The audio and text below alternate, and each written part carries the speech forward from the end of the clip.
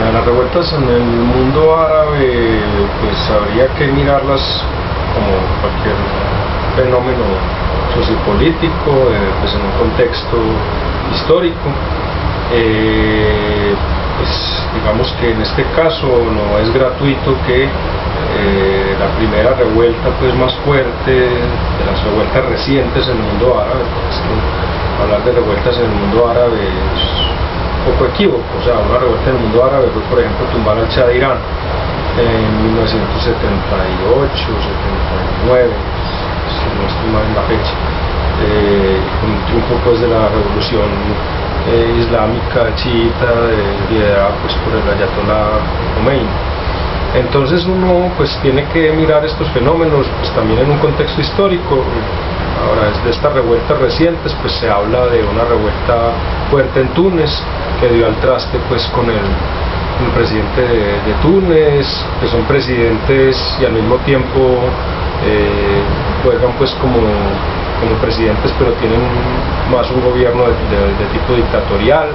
Muchas veces figuran como presidentes o como representantes de una democracia con una división de poderes, y al final no hay tal división de poderes, o no es muy fuerte, no hay tampoco una posibilidad de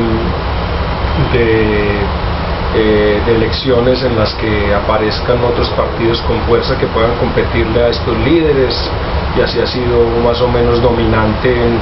casi todos los países árabes del Mediterráneo y en buena parte de los países árabes. Yo diría que en todos de alguna manera ha predominado esa unión entre dictadura y democracia, y al mismo tiempo monarquías. En algunos casos, como en Marruecos por ejemplo, ha sido una monarquía pues que se ha logrado mantener, pero que también ha estado un poco pues preocupada por movimientos que también se han extendido a Marruecos. Ahora, si vamos al caso de Túnez, pues el caso de Túnez es un caso particular en el que obviamente hay también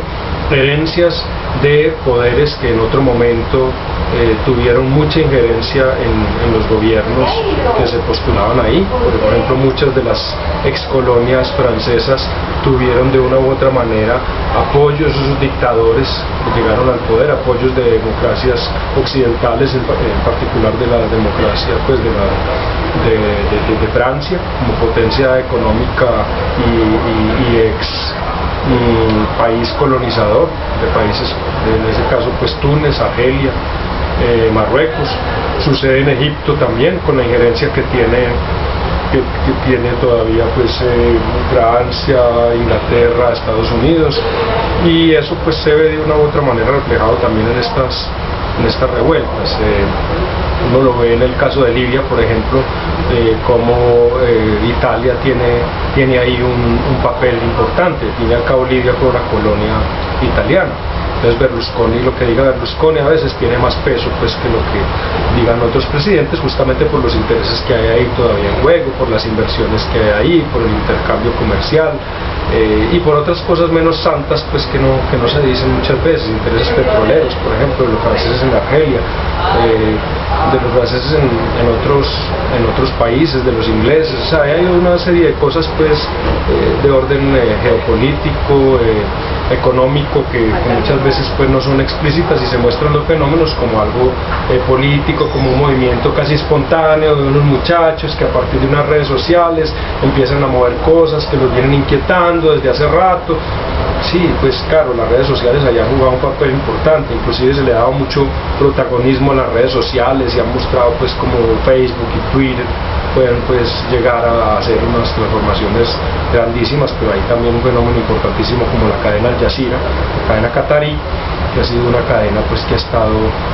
difundiendo un montón de informaciones y de cosas en todos estos procesos. Inicialmente en Túnez, ya lo dije, en Egipto, pero rápidamente pasa también a Libia, países vecinos, también movimientos entonces en el Líbano, también movimientos en Siria la cosa ha estado bastante delicada. Siria con un presidente que se mostraba pues como una especie de contraparte de intereses occidentales en muchos casos, y resulta que en Siria también hay problemas bastante severos. De hecho, las revueltas en Siria han generado bastantes muertos, y no se ha hablado tanto del caso de Siria, pero realmente el caso de Siria es bastante complejo y ha mostrado pues cómo había una dictadura quizás más radical que en otros países, una dictadura que en algunos casos para Occidente o para los medios occidentales parecía una dictadura más relativamente inofensiva y que no había mayor problema ahí. Entonces cada uno de estos países tiene pues un contexto particular, hay unas excolonias que tienen ahí pues su peso, los intereses occidentales, los intereses petroleros, eso se ha ido expandiendo pues en varios de los países árabes que en ese caso uno a veces piensa así, bueno, entonces va a llegar por fin estos muchachos, son muchachos liberales que están pensando en una democracia al estilo democracia liberal occidental, y pues muchas veces ahí se combinan muchas cosas. Ese es el gran problema pues que va a pasar con esos países. O sea, eso en algunos casos puede llegar a ser una situación tan compleja como la de Irak, por ejemplo, que con la entrada de Estados Unidos y sus aliados pues no ha llegado a tener una democracia estable y posiblemente no la tendrá en mucho tiempo. O sea, lo que va a suceder en Libia tampoco es predecible, pues se ve, sí, entonces salen las declaraciones grandilocuentes y entonces cayó Gaddafi, pues sí, Gaddafi, todo el mundo echándole pestes a Gaddafi pues el malo y tal, pero bien sabemos que hace unos años lo estaban recibiendo pues los presidentes de las potencias y lo recibían como bueno, como el líder que había vuelto pues como al redil y que ya no estorbaba tanto para los intereses occidentales. Ahí hay cosas definitivamente muy complejas y hay muchos asuntos de doble moral que obviamente de acuerdo con los intereses de las potencias occidentales pues se interviene más o se interviene menos. Pues en algunos casos pues sí entran a Libia, pero pues bien sabemos que la doble moral ha jugado un papel fuerte en todas las revoluciones en los países y en particular en los países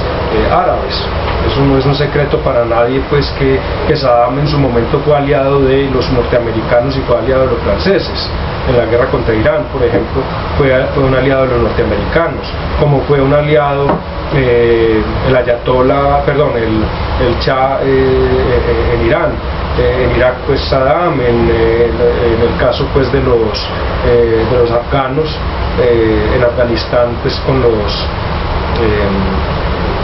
los talibanes, los talibanes también en su momento, y ahí estaba Osama Bin Laden como un aliado de los Estados Unidos para combatir a la Unión Soviética cuando trató de invadir Afganistán. Entonces ahí hay un montón de cosas pues que hay que mirarlas más en contexto. Lo que es claro es que sí hay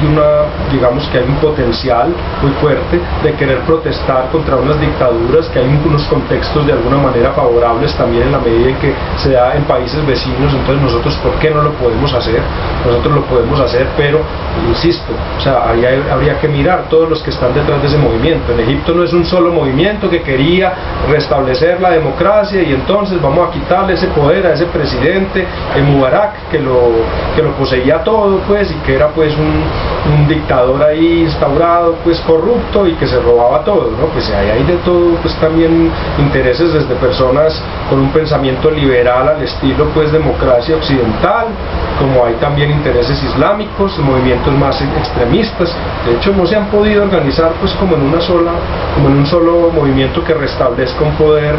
duradero. El ejército sí, en el caso pues de Egipto, que ha sido una fuerza siempre muy respetada por todo el pueblo, y de hecho pues si el ejército no hubiera en un momento determinado decidido apoyar pues la revuelta, pues hubiera sido muy difícil que algo distinto de lo que vimos pues hubiera sucedido, pues hubiera sido muy difícil que no llegáramos a ver esa situación pues que vimos pues con la caída estrepitosa de Mubarak a principios del año. Entonces, insisto, o sea, hablar de revueltas árabes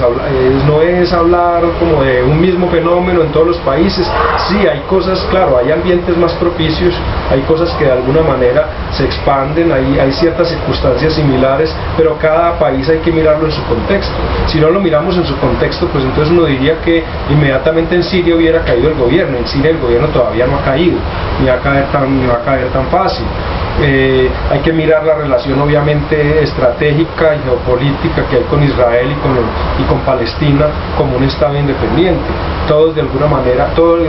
también pasa por ahí, y el interés de los Estados Unidos de mantener a Israel como una potencia occidental en la mitad de los países árabes. Eso pues es una cosa complejísima y que ha estado ahí desde el final de la Segunda Guerra Mundial, o sea, desde 1948 más o menos, si mal no recuerdo, cuando la ONU decide crear al Estado de Israel, volver a fundar al Estado de Israel, repatriar a un montón de israelíes. Ya había colonias ahí, pero repatriar a un montón de gente que vino con todo,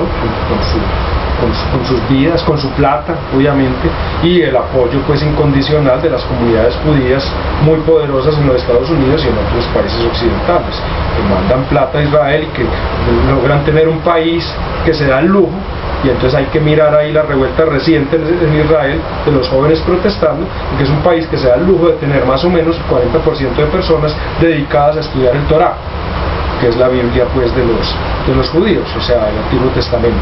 O sea, gente que está subvencionada por el Estado israelí, eso quiere decir por plata de judíos de Israel y de todas partes del mundo, subvencionando personas con una visión fundamentalista de la religión